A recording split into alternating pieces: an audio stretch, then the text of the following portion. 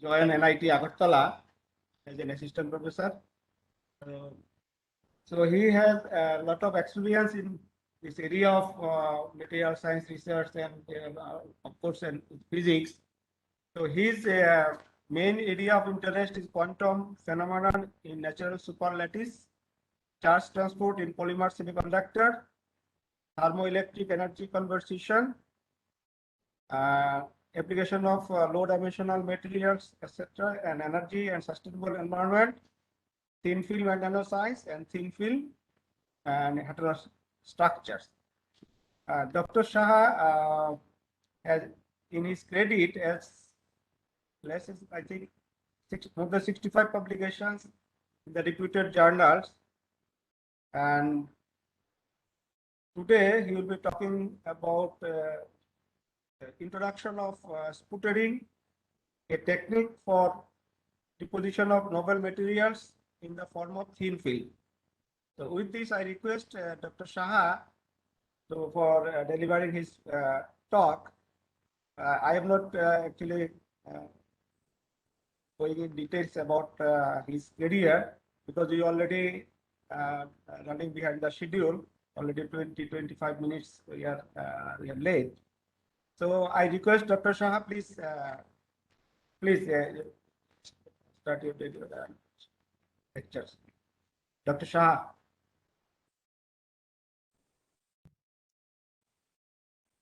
Thank you very much, Professor Shopon Mojumdar sir, for your kind introduction. And good afternoon, good morning to all of you, all the participants, respected teachers. And I would like to express my sincere thanks to the organizers of this faculty development program, of all the faculty members and other persons who are associated with this program. And I am really feeling happy to be part of this program. And particularly Professor Dr. Shoyad Asad Hussain sir, he is my direct teacher, who called me regarding this program, and I readily accepted his invitation and feeling much happy to be here. So today I shall present about a technique of thin film deposition or thin film preparation, and this is based on the technique of sputtering. So let me now share the presentation.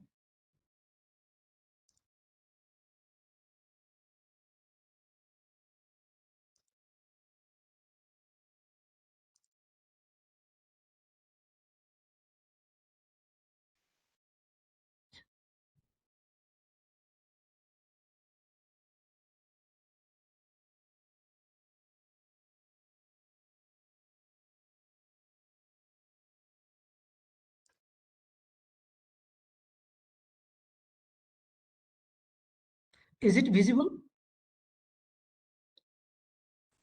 Yes. It is visible. Oh. Okay. Okay. Thank you. So it is a technique for the preparation of thin film, particularly in the form of thin film in different substrates, which we know as the sputtering, a physical deposition technique. So based on that, these discussions will be continued. So this is basically not a lecture, I should say. This is sharing of experience. Since I did some works with this technique, so I would just like to share the experiences of working with the sputtering technique and the preparation of thin films of different materials, particularly semiconductor materials. So the layout of my presentation includes an overview of the materials in low dimension and thin film deposition techniques, different techniques, a brief introduction on vacuum system, which is relevant to the sputtering, an introduction to plasma generation and some important properties of plasma. And then sputtering as a thin film deposition technique will be discussed in detail.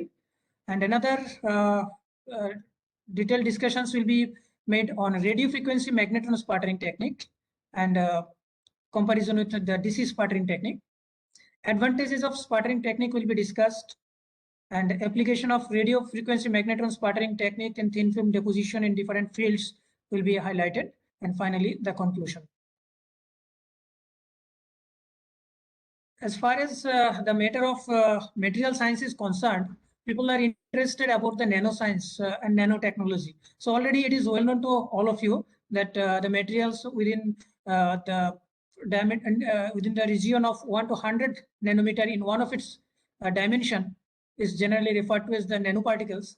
And this is the scaling in which we can see in the slide that different objects of different sizes in which the atoms are at the 10 to the power minus 10 meter region, that is at Armstrong region, and a bit of higher, a collection of a few atoms together we can consider as a nanometer scale materials. And our discussions are mainly based on those only, because sputtering actually lets us to prepare the film within a very small thickness and making the films transparent, and also introducing different interesting phenomena at that low level of the scale, at the low dimension.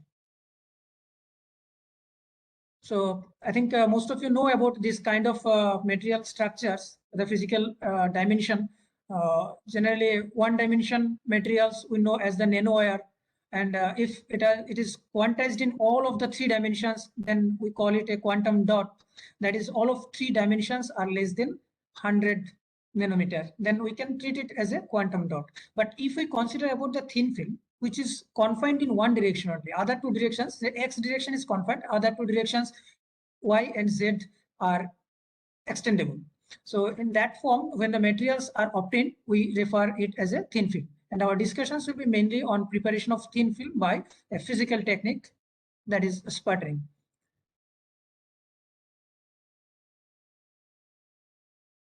So this is basically an overview of the sputtering deposited films. This can be used for fabricating different active devices. You can see the last figure where a diode-like structure has been prepared with indium tin oxide, polyaniline, and this indium tin oxide layer was prepared by sputtering technique. So this kind of devices, diode structure, then its extension to light emitting diode solar cell can be obtained. So this kind of device fabrication and making those effective in different functional point of view can be obtained by lowering its dimension and controlling its thickness during the deposition of these films through radio frequency magnetron sputtering technique.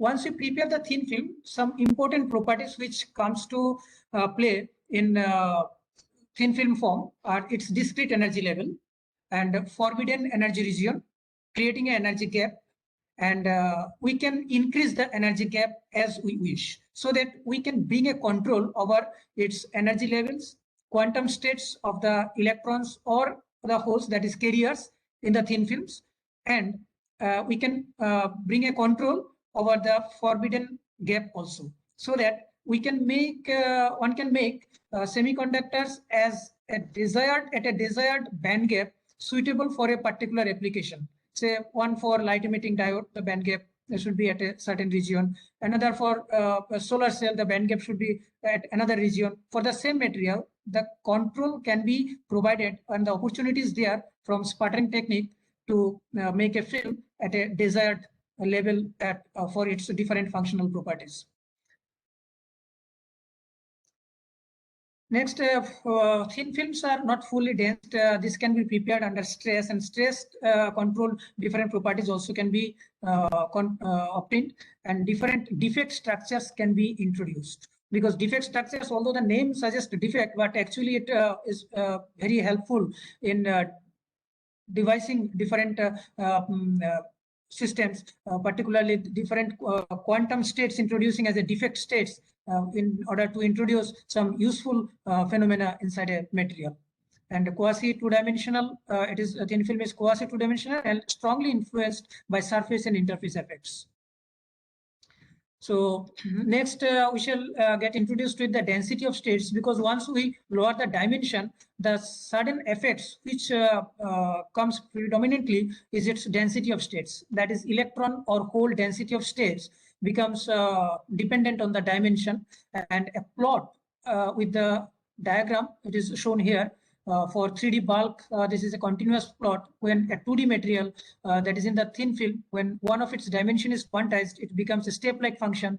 And in one-dimensional material like wire, it becomes a spike like, and in 0 dimension, that is quantum dot, these are straight delta functions.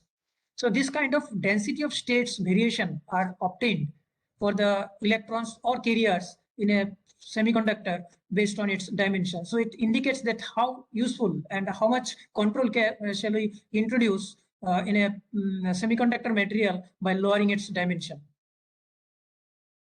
Now let us have a look on different deposition techniques of thin film.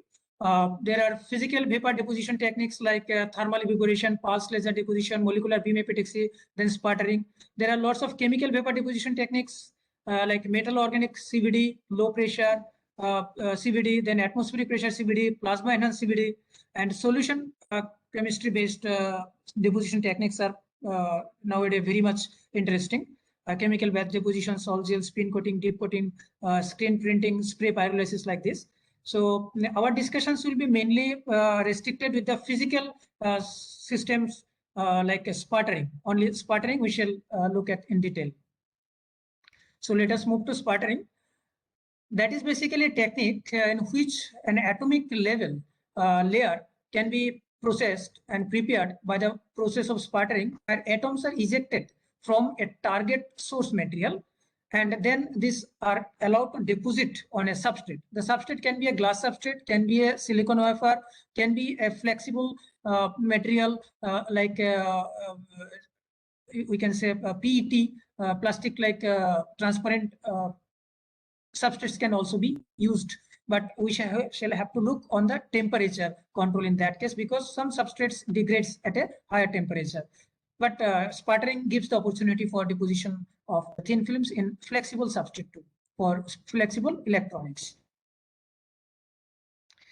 And there are lots of application of sputtering. Already from the name of the sputtering technique, we see that this defines the deposition of thin films in the form of atomic layer or a certain up to a certain thickness. So it allows the deposition of films on different useful substrate, making disk, CD drives, optical devices for different industrial applications. We shall look at and on these different applications later on. Let us now get introduced with the system of sputtering. So if we wish to see the sputtering system in detail, then we should have a preliminary outlook on the fundamentals of vacuum physics, then working of vacuum pumps and generation of plasma. Because if we wish to do some work with the plasma system in sputtering, then the basic fundamental things we should have. Otherwise, we cannot bring the control over the system. That is why I shall spend a few slides for discussions about the fundamentals of vacuum physics and working principle of vacuum pumps, and then generation of plasma. Because these three factors are most important in controlling the chamber ambience and environment in a desired level. So regarding the vacuum range, very much in material science, and we need to produce vacuum in many cases. So sputtering system also require a vacuum in order to create the plasma. So the different vacuum levels are here indicated. That low vacuum, that is atmospheric to 1 millibar, then medium to medium or fine vacuum, we can say that is 1 to 10 to the power 3 millibar, and high vacuum, it is 10 to the power -3 to 10 to the power 7 millibar, and ultra high vacuum goes to 10 to the power -7 to 10 to the power -12 millibar.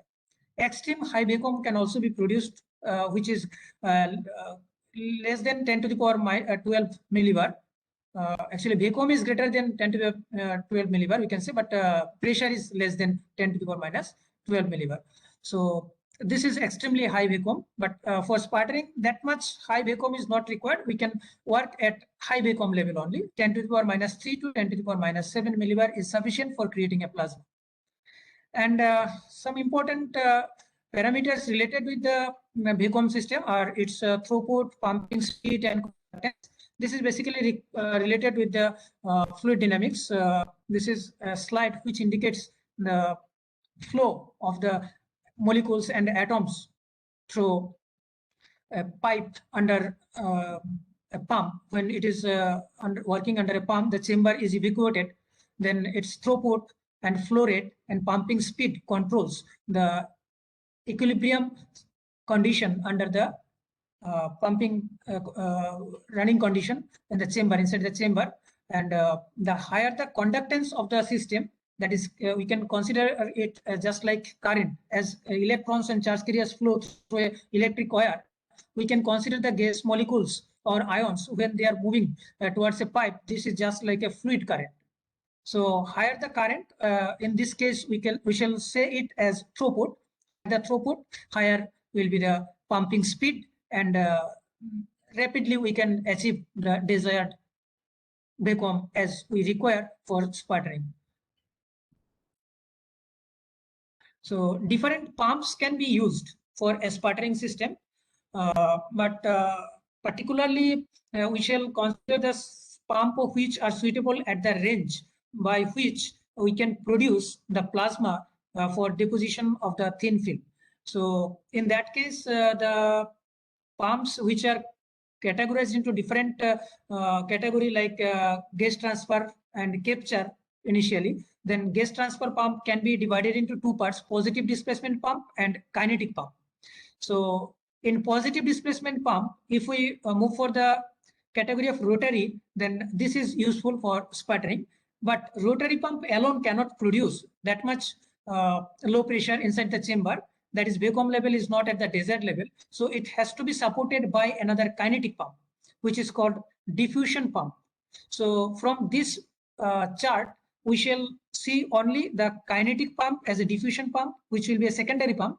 And as a primary pump, we shall consider the rotary pump. So rotary and diffusion pump combination required for achieving the desired low pressure at the chamber for creating the plasma inside the chamber.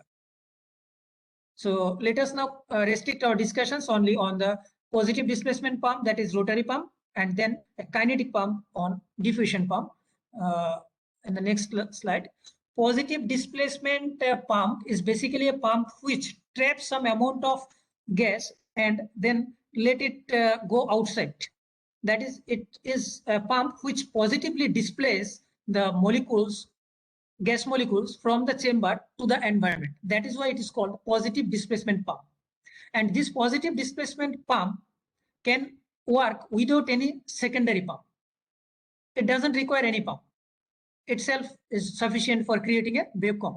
But sometimes the vacuum created by the positive displacement pump may not be at the desired level of the vacuum. So in that case, it has to be assisted with a secondary pump. The secondary pump, which we shall discuss, is the diffusion pump, known as the kinetic pump. The kinetic pump is a pump which operates in the high vacuum or partly ultra high vacuum ranges, just like we can say about the turbomolecular pump or diffusion and vapor booster pump.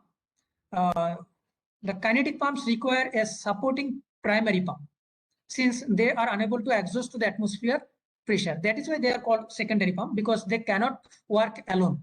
So they has to be supported by a rotary pump or any positive displacement pump. So let us now see the introductory parts of the rotary pump. A rotary vane pump is a vacuum pump.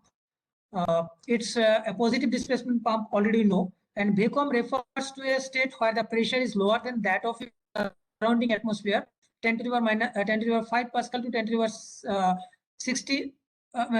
760 torr. And vacuum pump can be described as a device that removes gas molecules from an enclosure and create a certain partial pressure inside the chamber. It was invented by Otto von and Guericke in 1650. Typical plastic or rubber sealed piston pump can create minimum of 10 to the power 3 Pascal pressure, and scroll pump can create 1 Pascal pressure. Rotary vane oil pump, which we shall discuss in detail later, is is capable of producing 0.1 Pascal, that is 10 to the power minus 3 millibar pressure, and it can exhaust to the atmosphere easily. So this is the pump which will be useful for our system. This is the image of a rotary pump, and you can see the second figure in the right hand side, which describes the internal structure of the rotary pump. There at extreme left in the figure, that is inlet. The gas inlet allows the gas to enter into this chamber in the pump, and when the vane rotates, then it traps the gas. You can see the arrow mark there, this arrow mark. The gases in this white region inside the arrow mark is basically trapped. When it rotates clockwise, then this trapped gas proceeds for the exhaust valve and its volume decreases, creating a high pressure. That is why the high pressure opens the valve, exhaust valve, and this gas is released at the atmosphere. This way, the rotary vane pump works. The working of a rotary vane pump can be systematically understood from the different stages. That is introduction of the gas molecules inside the chamber, and then isolation. When the vane rotates, it gives the isolation of the trapped gas, that is the black color part in the isolation, that is second figure, the top figure. And then compression. When the vane rotates, its volume decreases and compressed, and at a certain pressure, the exhaust valve opens and the gas is exhausted inside the atmosphere. And I'm playing a video. I don't know whether it will be visible or not. Yeah.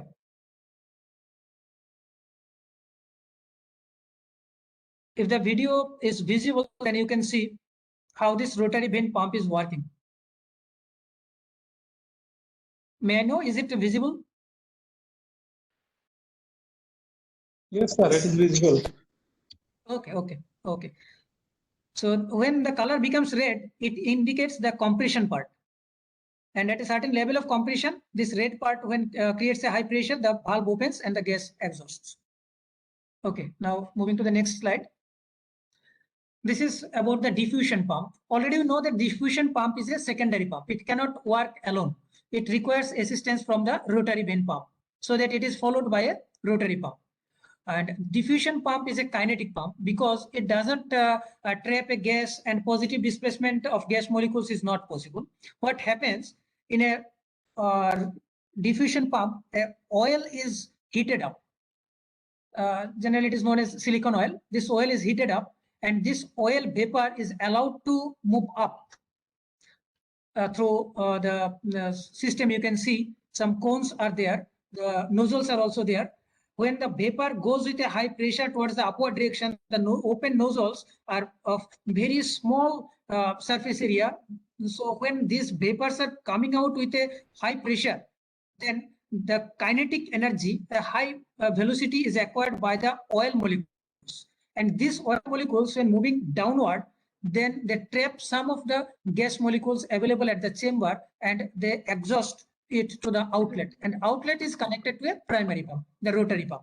The rotary pump then takes out the gas molecules. In this way, the diffusion pump works. Diffusion pump works with the diffusion of the vapors, and this diffused gas molecules, trapped gas molecules with the oil, then moves with the high speed towards the outlet, and the second primary pump takes it out. But the importance of using diffusion pump is that diffusion pump is capable of producing a high vacuum at the level of 10 to the power minus 10 torr, or 10 to the power minus 7 millibar. So this amount of high vacuum can be obtained, achieved at the chamber using the diffusion pump. Let us proceed next. This diagram indicates how the diffusion pump works. You can see this saffron color is basically the oil in the figure. A heater is there.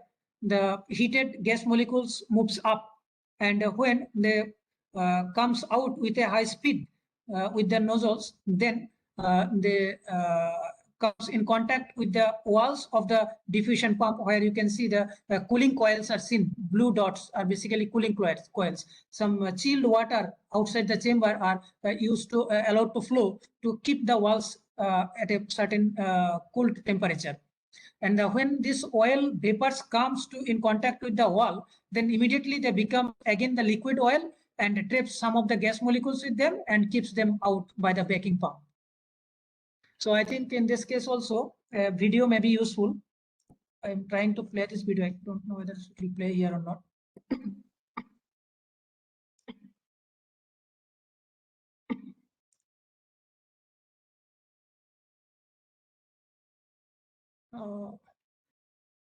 It is not playing. Let me see from the slide itself.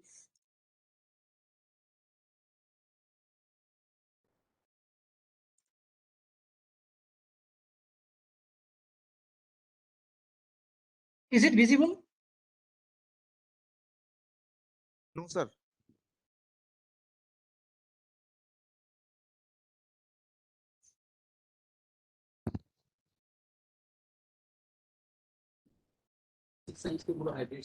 I know, is this video visible? No, sir. No, No, no, sir. no, Vishwajit, no.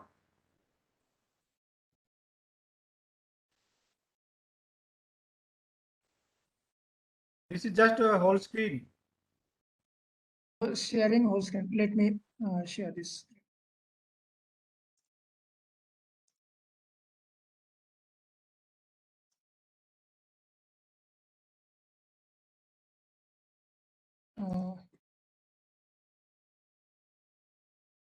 I think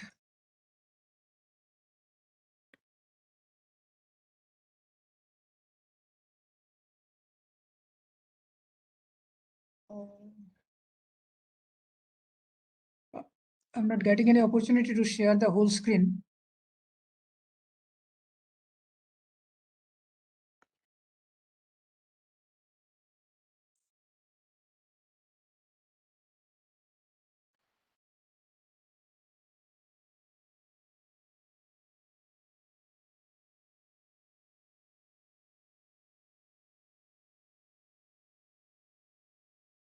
Okay, due to some technical issues, I'm not able to show this whole screen. Maybe So you if I could get time, I shall unshare show it after. and then reshare again. That might be helpful. You can stop sharing it and then try to share the screen. That could be helpful. Okay.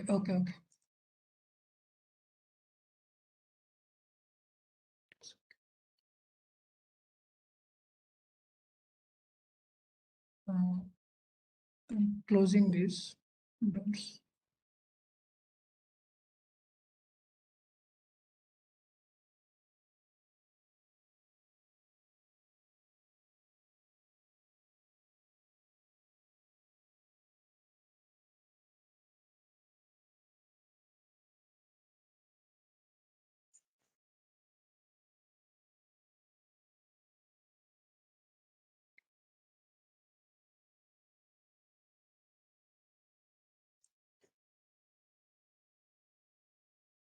Dr. Shah. Dr. Shah. Yes, sir. Yes.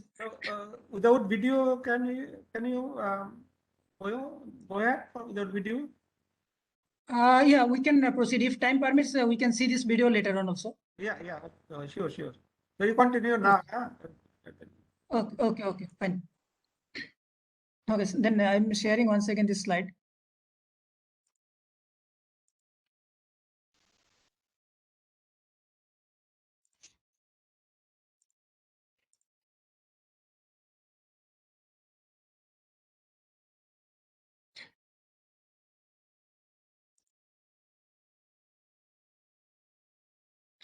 Hope this slide is now visible. Yes, it's okay. It's okay. Okay. Go ahead. Okay, fine. Thank you. So we are moving for next phase, that is plasma. For sputtering system, we require a plasma to be created inside the chamber, because without plasma, the sputtering cannot be obtained. The plasma creates high energy ions and particles and neutral particles and molecules, which collide with the target material, and then by momentum transfer it ejects the atoms from the target and allowed to be deposited on a substrate. So we need to have a basic knowledge on plasma, because control of plasma is the most important part in sputtering technique. So let us know how to create a plasma for sputtering. For sputtering, it needs to create plasma for a gas, preferably inert gas, maybe it helium or argon, because inert gas will not interact chemically with the substrate and the the material which is to be deposited. In vacuum chamber, gas molecules are allowed to enter through an inlet, say argon gas. The gas molecules are controlled through a mass flow controller. Then the base pressure before ignition of the plasma, it is required to be maintained at 10 to the power minus 5 to 10 to the power minus 6 millibar, which can be achieved within the chamber, vacuum chamber, by using the diffusion and rotary pump combination, which we already have discussed. And after the gas is allowed inside the chamber, we have to look on the pressure inside the chamber, so that it should be within 10 to the power minus 2 to 10 to the power minus 3 millibar or less to ignite the plasma. To ignite the plasma, we can introduce a high voltage, DC voltage, or a radio frequency signal. If a DC voltage is to be, then it has several kilovolt, maybe 2000 volt or 3000 volt has to be applied for igniting the plasma inside the chamber.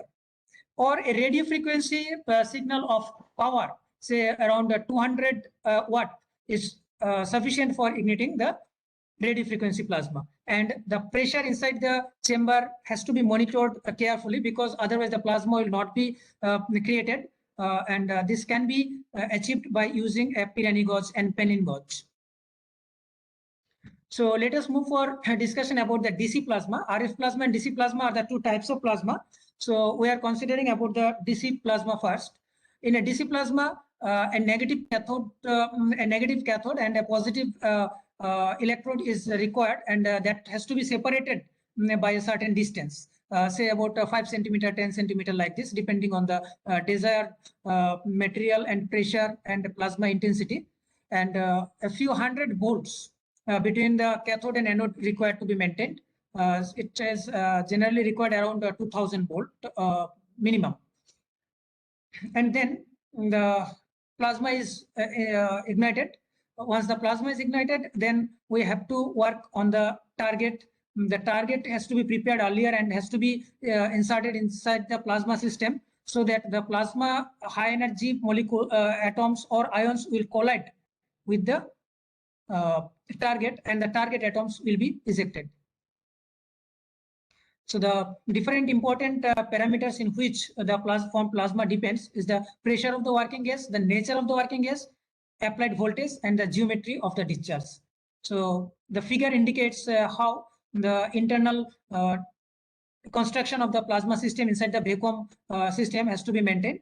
2 electrodes, these yellow color electrodes. Plasma is the red color one, which is ignited, and gas inlet will allow the gas argon or helium, which is inert gas. If somebody wish to get some reaction during the deposition time, then hydrogen, say methane, like gas can be introduced in some fractional pressure, so that some interaction, a chemical interaction, can also take place in a reactive sputtering. So that reaction also will take place in presence of plasma. So DC plasma also allows the reactive sputtering for deposition of some compounds. Now, if we look at the plasma, then there are important things. The two sides of the plasma, there is two ends of the plasma which are in contact with the electrodes, are basically not glowing. These are called sheath. At this sheath position, the density of the ions gradually decreases, and the potential also gradually decreases. In the plot you can see the violet color indicates the glowing plasma, and the two sides, dark sides, are basically the sheets, and sheets are produced at the electrodes. So the separation between the electrodes should be maintained properly, so that a certain length of plasma can sustain, which will create high energy ions and atoms. This is the equivalent circuit representation of the plasma, where you can see the blue part is basically a parallel LCR circuit where we can consume the electrical. We can assume it as a electrical equivalent of the plasma, because plasma contains the moving ions. So moving ions creates the current, and due to their collision they create some resistance, and since ions are biased sometimes inside, they create some capacitive actions also, so that a plasma can be electrically represented by a combination of an inductor, a resistor, and a capacitor. But the sheath region can be considered as just like a diode, capacitor, and resistor connected in the configuration as shown. In this way, the plasma admittance can be calculated, but detailed calculation is not required during the plasma ignition. It has to be maintained and controlled by hand and by experience, which will be suitable for a particular material to be sputter deposited. And this is the radio frequency plasma chamber. As you can see in the figure, the violet color plasma is showing through a window when the plasma has been created inside. So radio frequency plasma is basically a plasma which is created not by a DC voltage, but with it is created with a radio frequency signal of frequency 13.56 megahertz, which is generally used in throughout the world. Basically, this frequency is chosen as a suitable one for igniting the plasma, and its impedance of the circuit is maintained at 50 ohm for the easy ignition of the plasma inside the chamber.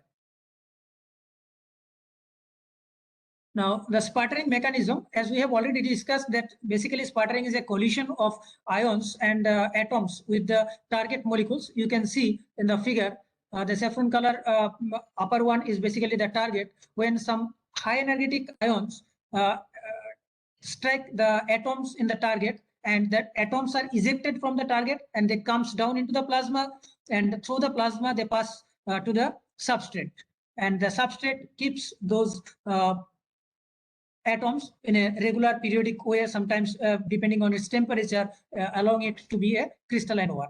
But the incidence of the ions in the target may create a kinetics where some of the incident ions in the target may be reflected back. Some of this may be absorbed in the target material and damage the target material, and some of these may create secondary electrons, and some of this will create an impact on the target, so that the target atoms will be ejected and move towards the plasma. So plasma discharge can be of two types, as we know that this is sputtering, and RF sputtering can be obtained depending on the plasma created by either DC or RF. So there are basically two types of sputtering also. So this is DC sputtering. So already we know that DC sputtering must be used within the vacuum chamber by creating a plasma by applying a DC voltage of say 2000 volt or 3000 volt within this range, and maintaining the pressure of that. So DC plasma is useful for the deposition of metal, metal oxides, alloys, etc. But DC plasma are not always helpful in preparing all the kinds of films, because DC plasma requires a conducting target and conducting substrate. Otherwise, the sustained plasma create within the chamber is always not possible. That's why the RF plasma in that respect gives some advantages. So this is sputtering mechanism. This is also very simple. As we can see, argon will be the gas which will be creating the plasma. If it is an inert gas as argon, or we can use the neon. So it is under this plasma becomes ionized, and argon ion, being energetic ion inside the plasma, moves towards the target, and this ejected atom from the target comes down to the substrate, and on the substrate it's when placed, and they, depending on the temperature of the substrate, they arrange themselves in a proper manner, which is called the nucleation and island formation. This island formation then grows as a form of thin film over the substrate. So this is the simple mechanism of the DC sputtering. And the target kinetics already we have discussed in the previous slide. Just here it is explained with the form of the equation in which the mass of the target atom and the mass of the incident ion is of importance, because the efficiency at which the ejected atom will come out depends on the mass of the target atom and mass of the incident ion. And this ratio is given by ET by EI. ET is the ejected atom from the target, and EI is the energy of the incident ion. And this is equal to, the ratio is equal to 4 mt mi cos square theta divided by mi plus mt. Here theta is the angle at which inclination the incident ion strikes the atom. So this is basically the target kinetics. And then control parameters in DC sputtering are basically the chamber pressure, then applied DC voltage, the time of deposition. If we wish to deposit a thick film, then the time of deposition can be increased. Generally, 20 minutes deposition can create a thin film within the region of thickness of less than 100 nanometer.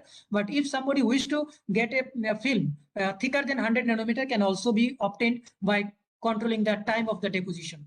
And separation between the target and the electrode can also be a control parameter, because separation between the target and the electrode can create the length of the plasma, and this may create the changes in the density of the plasma. So the quality of the thin film and its crystallization, nucleation, all this process can also be controlled by the separation of the target and the electrode.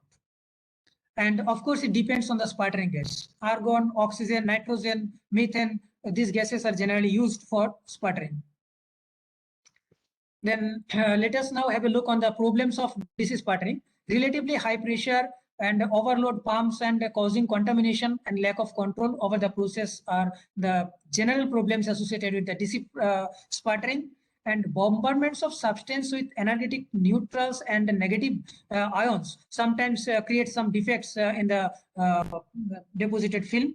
And bombardment of substrate by energetic secondary electrons sometimes creates some distortion in the film, and it is not suitable for sputtering insulating targets. Just like you can imagine about the zinc oxide, cadmium oxide, copper oxide, these oxide materials are not a good conductor. So sputtering of these insulating targets are not possible by DC sputtering. And DC sputtering deposition rate is a bit lower than the RF sputtering. So let us move to have some idea about the RF sputtering. So RF sputtering, already we know that RF sputtering should be a system which creates the plasma by RF signal, RF plasma. Already we have a knowledge about the RF plasma creation. So this RF plasma creation technology will be used for the sputtering in the chamber of the system. And this sputtering runs in an energetic wave through an inner gas in the vacuum chamber, which becomes ionized. The target material or cathode, which is to become the thin film over the substrate, is bombarded by these high energy ions and sputter of the fine spray as a fine spray covering the substrate to be coated. So you can see in the figure, there is a substrate and a target. The target comes into collision with the energetic particles, and a 13.56 megahertz signal, RF signal, is applied between the target and the substrate. And then, as maintaining a certain distance, the plasma is confined within the targeted substrate, and this sputtering process is started.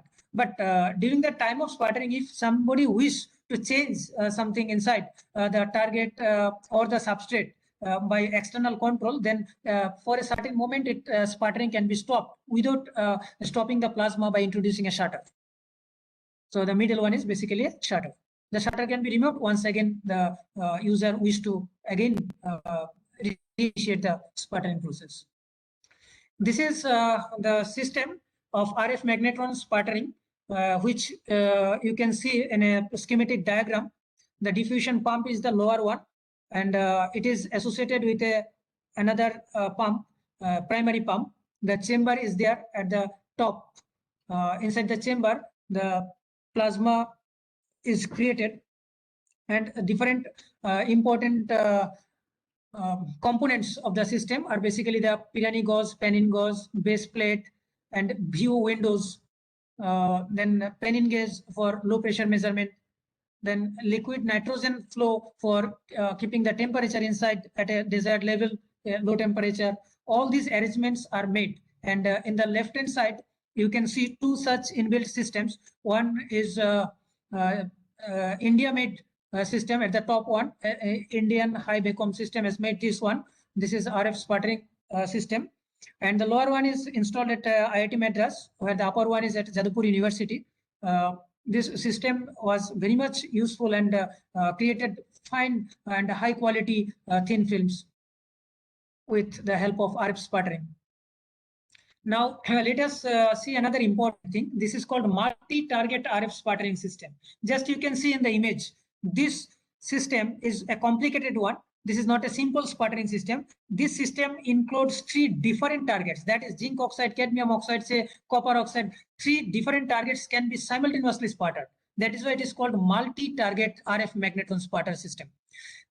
And this system, when plasma is created inside, if someone wish to create a upper layer, say a bottom layer of zinc oxide, then other 2 target can be stopped by a shutter, and only 1 layer can be deposited.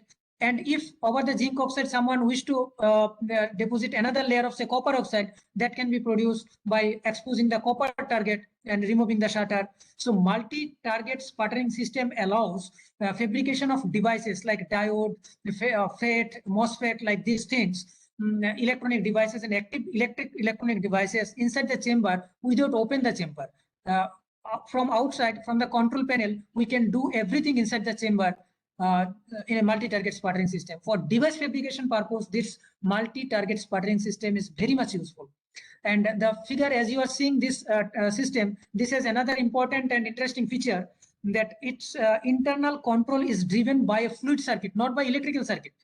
Suppose the shutter has to be removed, some shutter has to be exposed. So this kind of things inside the chamber, if some mechanical things has to be moved, then that are driven by a fluid pressure, air pressure, so that air driven circuit is designed inside. This is very interesting to see physically, that without any electrical interference, electromagnetic interference, the systems are controlled inside the system, so that plasma should not be distorted by the electromagnetic interferences and electrical signal, which will be applied to control the internal mechanics. So this is very interesting, and this system was made by South Korea and installed at Jadavpur University. Next is for a sputtering system. Once we have made everything ready for sputtering, then we have to prepare the target. Target means it will contain the material which has to be prepared in the form of thin film. Here I have shown different targets. You can see in the left hand side, the bottom figures, these are basically prepared targets. These targets have been prepared by using a hydraulic press. But for this, we can take some amount of powders only. In the right hand side, you can see some holder, aluminum holder is there, grouped aluminum holder. The powder is poured over the holder, and this holder is placed inside a hydraulic press. The middle one is the hydraulic press. But when the hydraulic press oil is pumped at very high pressure, say 100 kilogram per centimeter square, just to imagine 100 kilogram weight per centimeter square is applied to press the powder in the form of a pellet.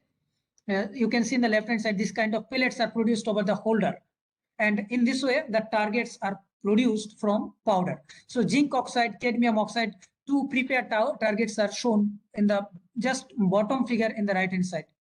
These 2 figures indicates the target which has been prepared for preparation of zinc oxide and cadmium oxide transparent thin films, which are semiconductors.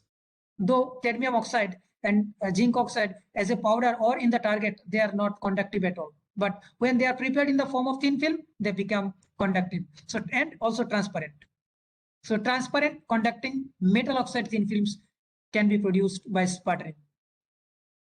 Okay. Next, another important part with the RF sputtering is called the magnetron sputtering. Suppose the plasma has been created inside the chamber. The one important thing is that once the plasma is created inside the chamber, there is a chance that the plasma will be expanded through the entire chamber. Just you imagine about a fluorescent tube light. Inside the tube light, the entire tube light glows. It is not at a particular region.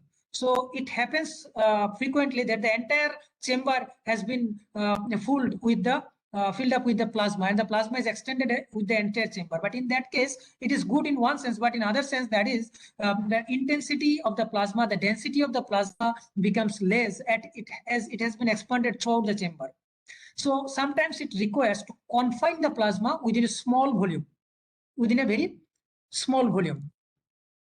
So once the plasma is confined within a very small volume, then the sputtering yield, the rate of deposition, the intensity of the plasma becomes very much efficient for preparing a good thin film.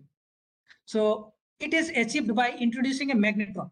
Magnetron means a magnetic lines of force are created inside the chamber within the region of the target, so that the ions of the plasma, when they are moving inside their charged particles, the magnetic fields guides them, and they follow some curved or helical path inside the plasma, so that during that time they proceed to the helical path, they find a longer path, and when they are accelerated through a longer path, they acquire a higher kinetic energy, and they confined within a small volume.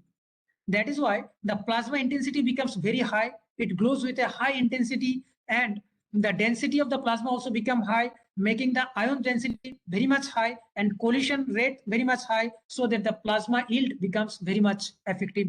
Even at DC sputtering, which can be produced by 1 hour, a plasma confined with magnetron can produce within 1 minute, so that the efficiency, the time of deposition of the films will be very much small. So this is the advantage of using magnetron system within radio frequency plasma.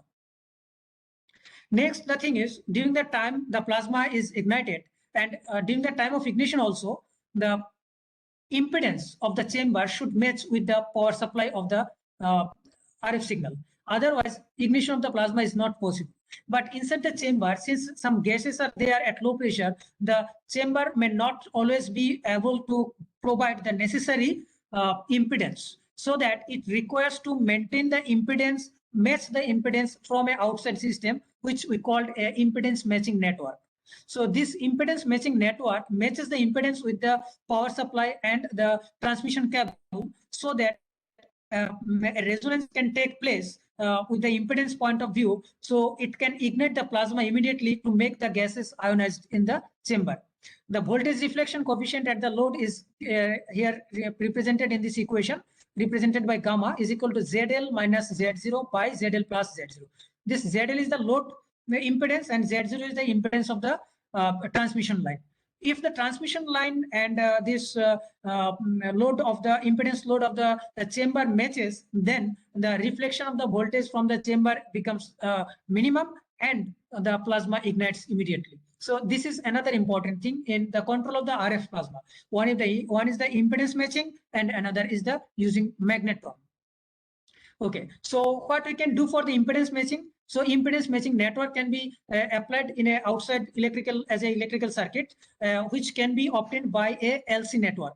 This LC network can be of two types, which we know for those from our electronics, electrical or physics background must understand about the pi tuning network and the T tuning network. With the pi or T, anyone can be used for matching the impedance of the system with the transmission line, so that plasma can be ignited and can be sustained at a certain low pressure inside the chamber. Now let us move for the control parameter of RF sputtering. Control parameter of RF sputtering are listed here. The chamber gauge pressure, it is also for the DC sputtering. The applied RF power, in that case, in the case of DC, we use DC voltage, but in case of RF, we have to consider not the voltage, but the power transmitted, imparted to the chamber. The time of deposition, of course, important parameter for controlling the system. Separation between the target and the electrodes, as it is for the DC, and the nature of the sputtering gas. It is also same thing as we have known for the DC sputtering. and self-biased DC voltage. During the sputtering of RF, some self-biased voltage is developed inside the chamber. Sometimes this DC self-biased voltage controls the plasma quality, so it has to be looked after during the time of deposition. This is basically controlled by experience, not by illustration, I can say it, but somebody who works with that can see the DC self-biased voltage and experience the important parameters. So these are some advantages of RF sputtering. RF plasma tends to diffuse throughout the entire chamber rather than concentrating around the cathode target material as DC sputtering. So sometimes it becomes useful, but sometimes if we wish a high sputtering yield, that should not occur because confinement of plasma is required, which can be achieved by turning on the magnetron. And RF sputtering can sustain a plasma throughout the chamber at a lower pressure of 1 to 15 millitorr. And RF sputtering, during RF sputtering, the target material is being cleaned in each cycle, because radio frequency signal, it is not a sustainable signal for a long time as a positive or negative. It changes with time with a certain frequency, say 13.56 megahertz.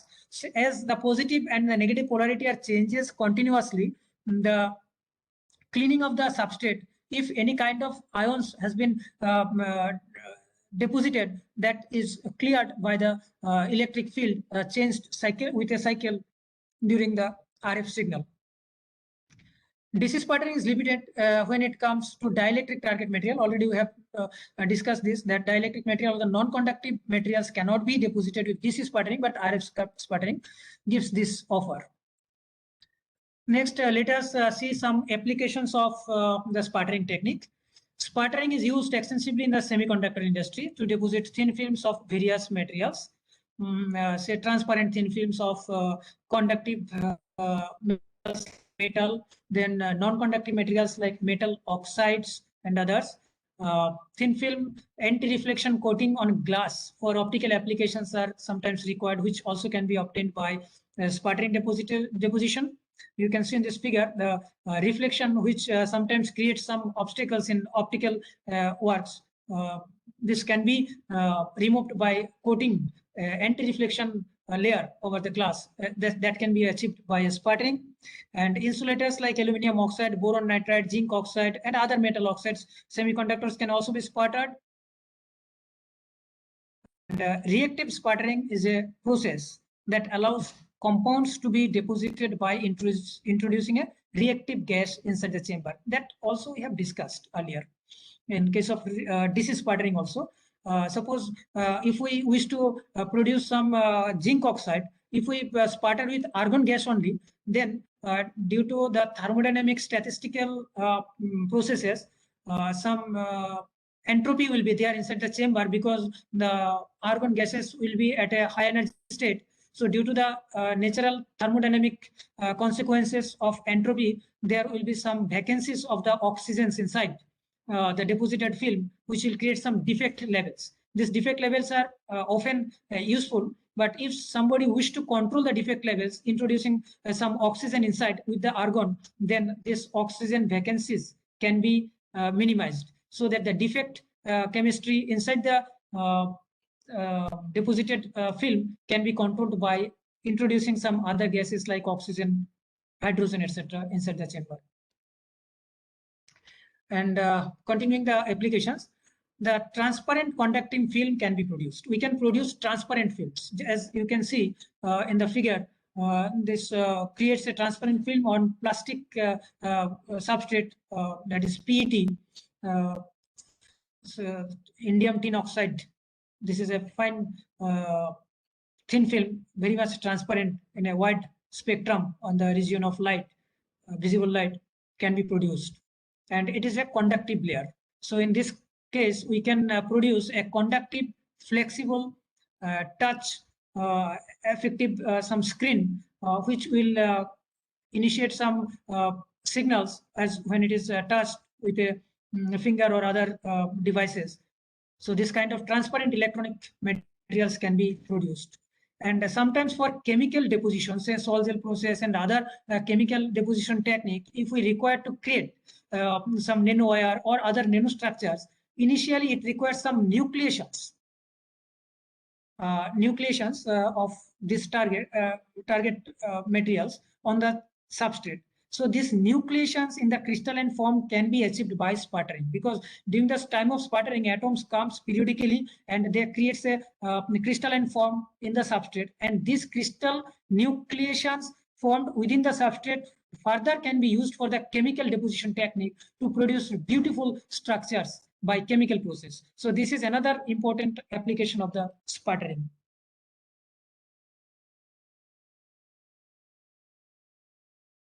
Now I am here displaying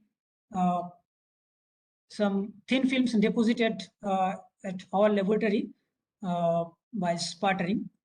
This is a figure. These are basically figures which are measured after the deposition of the film, preparation of the film. That was cadmium oxide, and this cadmium oxide was doped with titanium. So this is another important thing related with the sputtering, that once we have selected a target, say cadmium oxide, zinc oxide, copper oxide, whatever be it, we can introduce some other materials as a mixture only with the target powder. If the target contains say 5% of titanium in atomic ratio, then during the time of sputtering, there is a chance that titanium atoms also will be ejected out by the sputtering process and will be deposited at a certain ratio in the substrate. And another important thing is that during the time of sputtering, when the atoms are coming one by one, there is a general tendency to be formed in a crystal, that is in a regular periodic manner. The atoms take place in the lattice points and they grow in crystal. During the time a titanium atom comes, the titanium will also try to find a position in the lattice. In this way, the lattice can be introduced with a foreign atom. Suppose cadmium oxide is associated with a foreign atom like titanium inside its own lattice, so that in the same crystal structure, we can achieve some lattice points where some foreign atoms will be introduced, and in this way, doping can be achieved very easily. Whereas in chemical process, there are different difficult situation arises in producing the doping. Even if the doping is done, but making it in a crystalline form becomes difficult. But in the physical system like sputtering, this kind of doping and making the system once again in the crystalline form becomes very easy. So that is what it is reflected in the first figure, X-ray diffraction pattern. Because X-ray diffraction pattern, we all know that it indicates the Miller planes, which shows the crystal planes prepared in the film. And the top right figure is a AFM image. Though the film appears very smooth in naked eye, but when we observe the surface over by atomic force microscopy, the surface looks like this. But still, this is a crystalline one. This is the atomic force microscopic image of CDO thin film doped with titanium oxide. You can see the height of this image is only 50 nanometer. So that you can see this cadmium oxide film is in the thin film within the 100 nanometer thickness. So nano effects, that is quantum effects of some carriers, just like its discrete states in the energy, then wide band gap.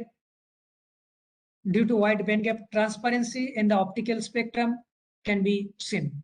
Just if we refer to the third figure, that is bottom left, you can see this is a figure representing the transmittance of the light through this film. Basically, you can see this film is completely transparent for the region up to 500 nanometers, starting from 800 to 500 nanometer. This transparency is above 60. Above 60, it is around 80% for the higher titanium doped films. If you look at the figure, you can see, one can see that the transparency range increases for the films with titanium doping. Just if we consider the red colored plot, the red color one is in the higher energy state, that is lower wavelength region. The green color is more in the left, that is blue shifted. The blue color is more blue shifted. So that for the blue color, even 400 nanometer is also at light which can pass through. That is, it offers transparency for 400 to 800, the entire visible range, 400 to 700, you can say, for the red to almost violet. That is blue transparent. So that a transparent electronically conductive semiconductive material in the form of thin film can be obtained by sputtering, and the quality of the film is very nice. And later on we have seen the electrical conductivity. You can see the last figure, that is the bottom right figure. This is electrical conductivity. One can see that with the doping of titanium, the electrical conductivity was also increased. So explanation for all these are basically done from the physics point of view. This increase in the transparency, increase in the optical band gap. From the third figure, we can see the optical energy gap is also increased with the titanium doping. So these are the important features which one can introduce in a thin film by sputtering technique. And radio frequency sputtering offers the more suitable and controlling parameters, a large number of controlling parameters for this. So I'm approaching towards the conclusion of the lecture. And in conclusion, I would just like to mention that this is just the sharing of my experiences, because all of you are experienced, respected teachers, and you have a better knowledge in the field, in different fields. So I'm not supposed to provide any lecture, just I am here sharing some of my working experiences. And in conclusion, I just like to mention that this RF sputtering is a versatile technique in thin film deposition. It is a physical technique of thin film deposition. It offers the advantages of producing uniform thin film. And this technique offers a number of parameters in controlling the quality of the film. Insulating materials like metal oxide can be sputtered by RF sputtering technique. And most importantly, we can produce some junctions like deposition of one layer over another, and making all of these crystalline without much distortion of the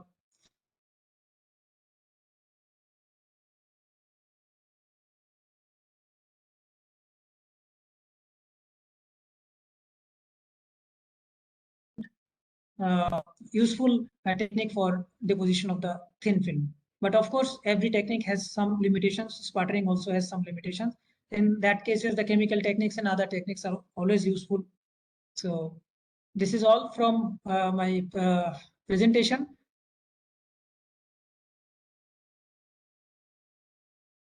Our supports from Government of India through different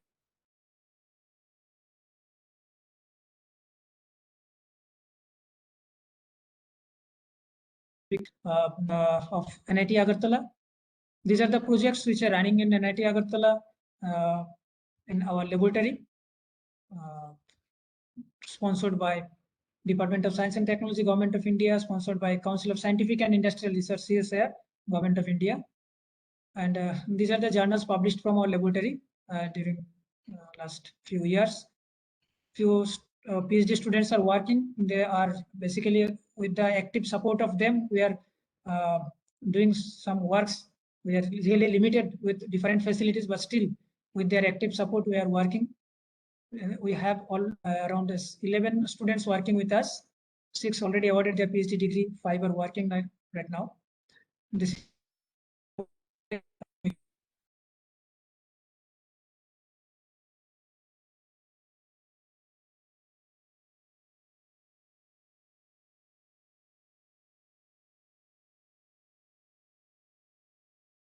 Yes, there is a network issue.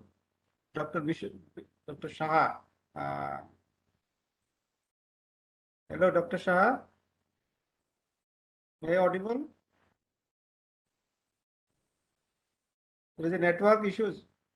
Dr. Shah.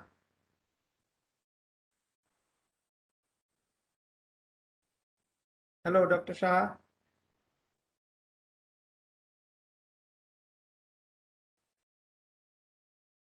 Hello, Dr. Shah.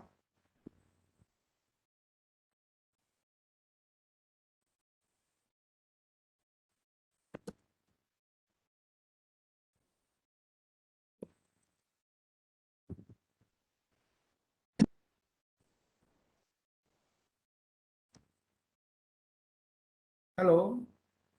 Hello, Dr. Shah. Hello. Hello. You are not audible clearly. There is some network issues. Okay, I am trying to listen once again.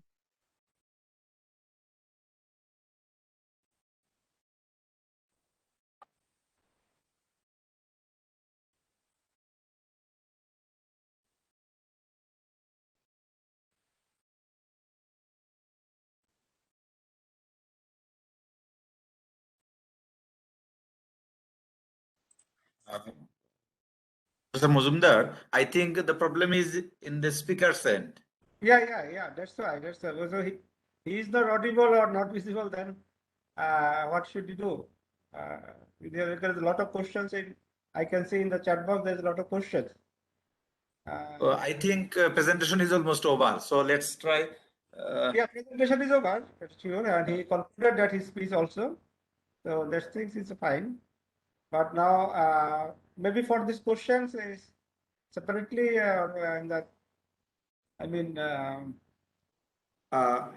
What I can do, Yeah. I can copy the questions and send it to him. And Yes. once he reply back, I can share in WhatsApp.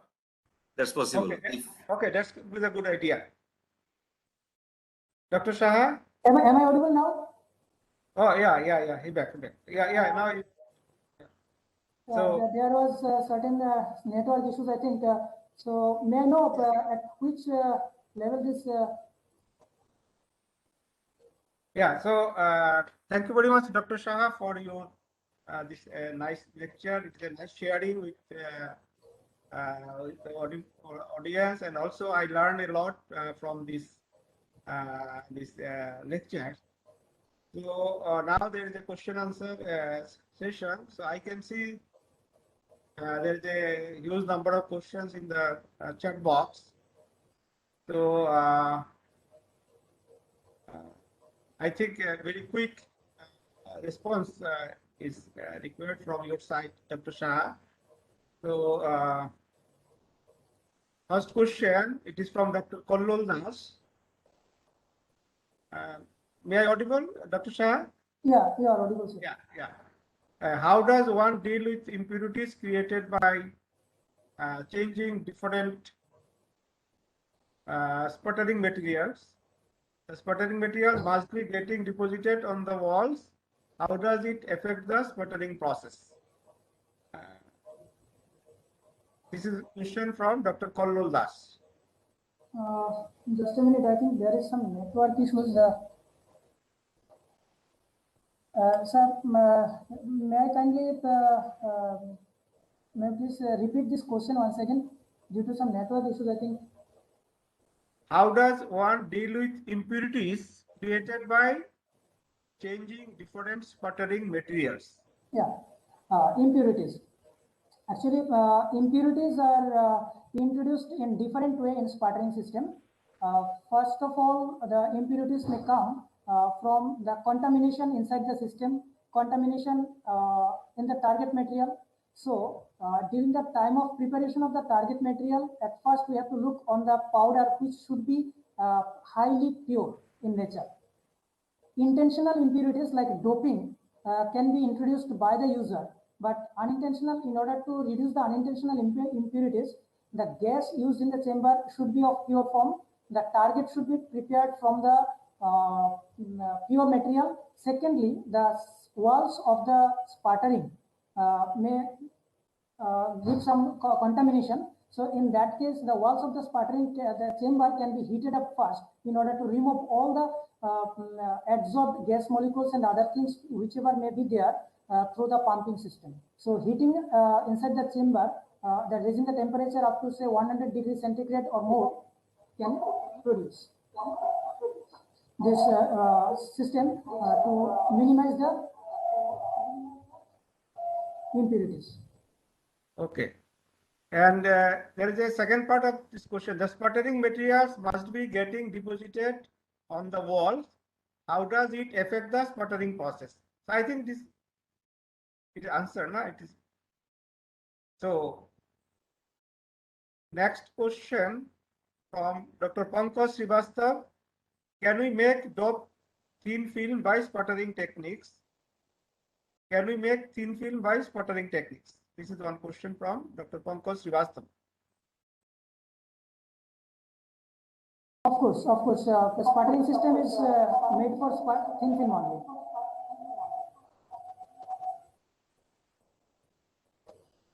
We can produce thin film for the conductive as well as non-conductive. Say cadmium oxide, zinc oxide, these oxide materials are basically not conductive, but this also can be prepared in the form of thin film by sputtering. Okay. Another question from Mohammad Minaz Ansari. In case of targets are used, can we control the deposition or thickness of each target?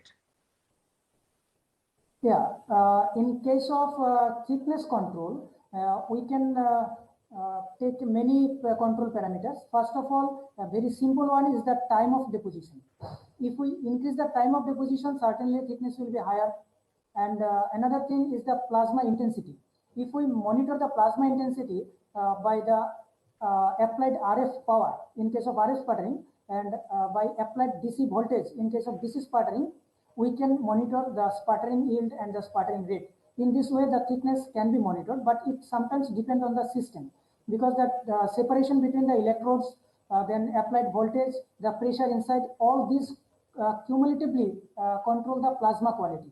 So it has to be at first maintained by the user at which rate, which pressure, at which voltage the system will be operated, and depending on that, the time can be monitored. Okay, thank you.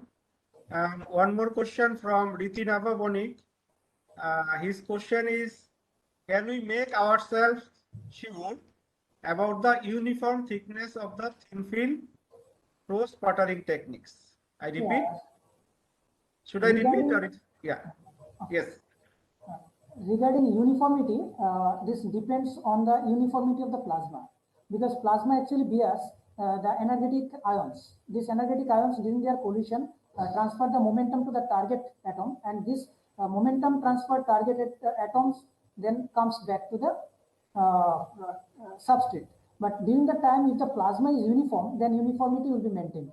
In that case, we have to look carefully over the placement of the substrate. If the substrate is placed at the central position in the plasma, then of course uniformity will be maintained. If the plasma intensity is different at the different parts of the substrate, then intensity will differ from one point to another point. Okay. So as actually, thank you, Dr. Shah. Actually, we are lagging behind the schedule. So there is a lot of question in the chat box. So I request audience, if they have this question, they may directly contact you about some clarification or the answer of their questions. So Yeah, certainly. this is my Always welcome. all audience. Yeah. Thank you very much, Dr. Shah, for your nice talk and also this question answering session. Thank you, sir. Thank you all for participating in this session. Thank you all very much. Okay. Once again. Yeah. So now there is a announcement. Since the resource person, Professor D.K. Maiti, he was unable to join in this WebEx platform. So he will be able to join only in the Google Meet program. So this now we will shift this program in the Google Meet. The link is given in the chat box as well as the WhatsApp group. So I request all the audience, please leave from this WebEx and join the Google Meet platform with the link given in the chat box. And also it is available in the WhatsApp group also. So this is my request to all the audience. And yes, because yes, so we are leaving from this WebEx platform, and Dr. Hussain, Yes. yes. So do you, I have already shared the Google Meet link here in chat box and also in WhatsApp groups. Actually, sorry for the inconvenience, but device anytime can, betray. They are very useful, but sometimes they may not follow our instructions. We are undone. So our resource person already joined in Google Meet. So I request all of you to shift Yes. to the Google Meet platform, please. so in this case, maybe 10 minutes break or 5 minutes break? Maybe 5 minutes, maybe 12:15, we shall start. Now 12:10. So 12:15 we start. Okay, okay. 12:15, we'll back in this different platform, that is Google Meet. So thank you very much. This is so we'll see again. Okay, thank you.